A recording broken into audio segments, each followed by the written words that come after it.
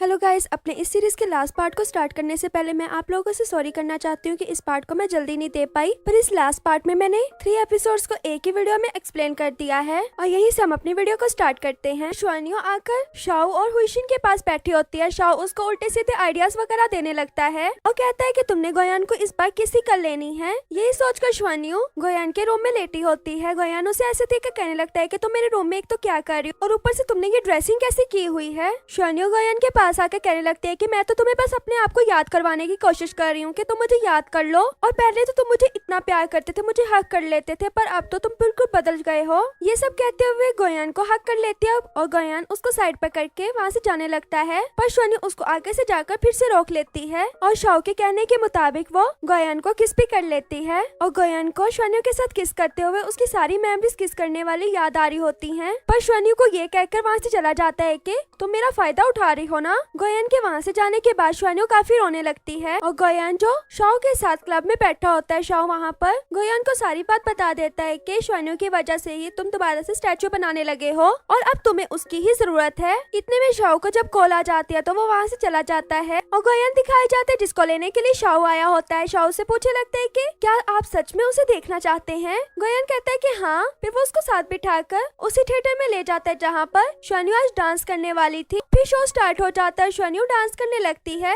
शुआनियो को डांस करता देखकर गोयान को वही पिछला ख्याल आने लगता है कि शुआनियो के ऊपर कुछ गिरने वाला है। ये सब सोचते हुए वहीं पर गिर जाता है और गोयान की जो मेमोरीज वापस आने वाली थी उससे पहले उससे मिलने के लिए बायरूसी आती है। बायरूसी पूछने लगती है कि तुमने अभी शुआनियो का नेम लिया था, एक लड़की का नेम लग रहा है, ये कौन है। तो गोयान बताने लगता है कि वो बिल्कुल दिखने में तुम्हारी जैसी है। तो रूसी कहती है कि क्या तुम उससे प्यार करते हो। तो गोयान कहता है कि हाँ, मैं उससे बहुत प्यार करता हूँ। रूसी कहती है कि टाइम बहुत कम है तो तुम जिससे प्यार करते हो उसके पास ही रहो। फिर सबके बाद रूसी वहाँ से चली जाती है और गोयान को होश हॉस्पिटल में आती है। फिर जब नेक्स्ट डे गोयान उठता है तो शुआनियो को इतना परेशान देखकर कहने लगता है कि इसको अभी भी एहसास नहीं हुआ कि मुझे सब कुछ याद आ गया है, आप देखना मैं इसको टीज करता। शुआनियो वहाँ से गोयान को वापस घर लेकर आती है। घर छोड़ने के बाद जब जाने लगती है तो गोयान कहता है कि तुमने मेरे साथ ही रहना है। यह सुनने के बाद गोयान के साथ उसके घर पर चली जाती है। वहाँ पहुँचकर गोयान फिर से उसको टीज करने का सोचता है और अपने हाथ में ऐसा करता है कि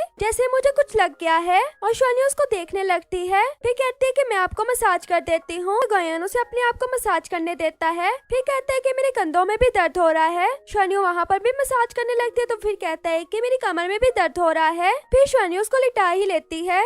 शुआनियो भी सोच ही रही होती है कि इसको क्या हो गया है। गोयान और दर्दें बताने लगता है तो शुआनियो गुस्से वाला एक मुक्का बनाकर उसके दर्दों को खत्म करने लगती है। ये देखकर गोयान उसको स्टॉप करवाने लगता है पर शुआनियो नहीं रुक रही होती। फिर जब गोयान सीधा होने लगता है तो शुआनियो उसके ऊपर ही आ गिरती है और शुआनियो को ऐसे देखकर हंसने लगता है। शुआनियो समझ जाती है कि इसको सब कुछ याद आ गया है। ये देखकर उसको मारने लगती है कि तुम झूठे हो, तुमने मुझे कितना टीज किया, तुम्हें ये फनी लग रहा था। गोयान कहने लगता है कि नहीं, मैं तो देख रहा था कि तुम्हें मेरी कितनी फिक्र है और तुम मेरा कितना ख्याल रख रही हो। फिर शुआनियो उसको हक कर लेती है और फिर नेक्स्ट डे अवार्ड वाला डे आ जाता है। गोमियो साथ में अपने भाई का पूछने लगती है कि वो अब क्या ठीक हुआ और मैंने सुना है कि तुम उसके घर पर रह रही हो। शुआनियो से सच बताने लगती है पर गोयान रोक लेता और कहने लगता है कि अभी ये सच बताने का वक्त नहीं आया।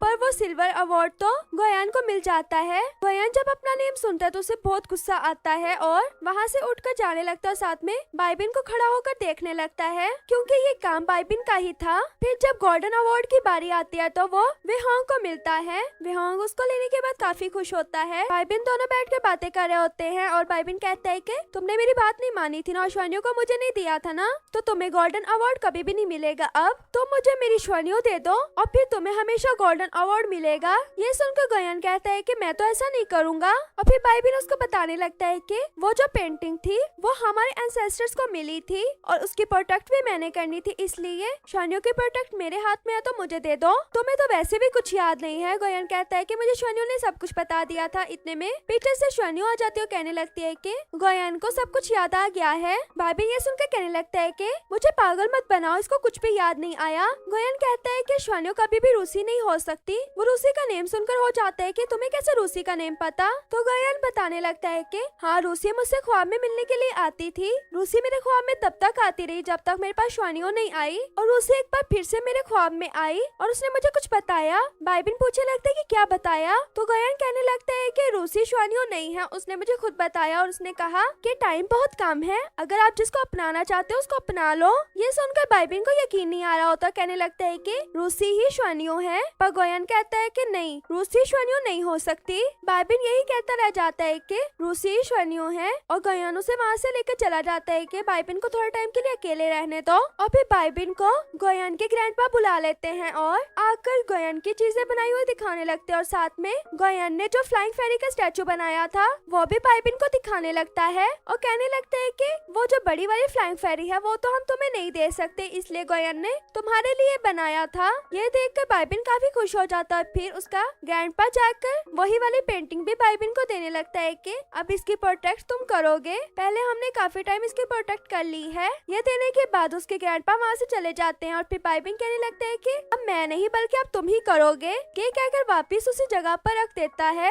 और गयान दिखाया जाता है जो श्वानियों के लिए रिंग्स देख रहा होता है और शाओ को काम दिया होता है कि हुईशिन ने श्वानियों के फिंगर का साइज लेना है। शाओ हुईशिन से मैसेज करके पूछता है कि तुमने क्या उसके फिंगर का साइज ले लिया। हुईशिन कहती है कि थोड़ा वेट करो। फिर हुईशिन श्वानियों से ये कहते हुए हाथ का साइज लेने लगती है कि देख के पता लगता है कि किसके हाथ कितना है और उसके हाथ में कितनी दौलत होती है। ये सुनकर श्वानियों उसके आगे हाथ कर देती है और फिर उसकी एक फिंगर का साइज हुईशिन ले लेती है और फिर हुईशिन श्वानियों को एक जगह पर ले जाती जहाँ पर उसके लिए ड्रेस लेना था। वहाँ पहुंचकर श्वानियों पूछने लगती है कि तुम यहाँ पर मुझे क्यों लेकर आए। वो कहते हैं कि हम यहाँ पे ड्रेसिंग को पहनकर थोड़ी पिक्स वगैरह बनाएंगे। ये सुनकर श्वानियों फिर से उसके साथ चली जाती है और हुईशिन उसको प्यारा से तैयार करके एक दूसरी जगह पर ले आती है। वहाँ पहुंचकर श्वानियों पूछने लगती है कि अब तुम यहाँ पर मुझे क्यों ले आई, हमने तो पिक्स नहीं बनवानी थी। वो कहती है कि जहाँ पिक्स बनानी थी वो यही जगह है और फिर खुद पेट दर्द का बहाना लगा के वहाँ से चली जाती है और उसे कहती है कि तुमने ऊपर चले जाना है। ऊपर जब श्वानियों जा रही होती है तो देख रही होती है कि उनकी वो पहले वाली पिक भी वहाँ पर बनी होती है। फिर कुछ आगे जाने लगती है और भी चीजें वहाँ होती हैं। आगे जाते जाते पीछे से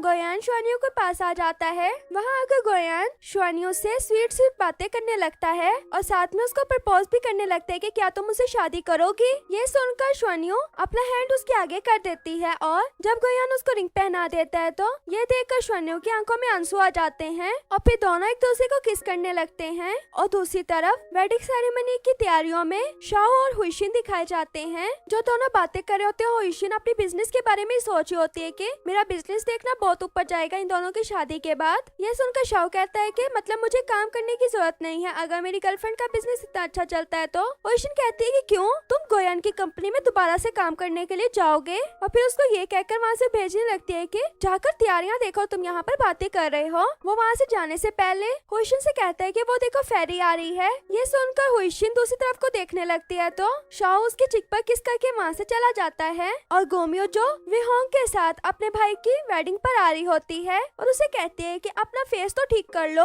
आज तो मेरे भाई की शादी होने लगी है। वो कहता है कि गोल्डन अवार्ड, तुम गोमियो कहते हैं कि वो तो तुम्हें मिल चुका है। फिर विहोंग खुश हो जाता है और बाइबिन दिखाया जाता है जो इनविटेशन कार्ड की तरफ देख रहा होता है। उसको फ्लैशबैक में दिखाया जाता है कि जब श्वानियों उसको अपनी शादी का कार्ड देने के लिए आती है तो कहती है कि तुम्हें हमारी शादी में आना होगा, चाहे हमारे दरमियान जो भी कुछ हुआ है पहले। ये सब याद करके बाइबिन सोच लेता है कि मैं शादी पे जाऊंगा।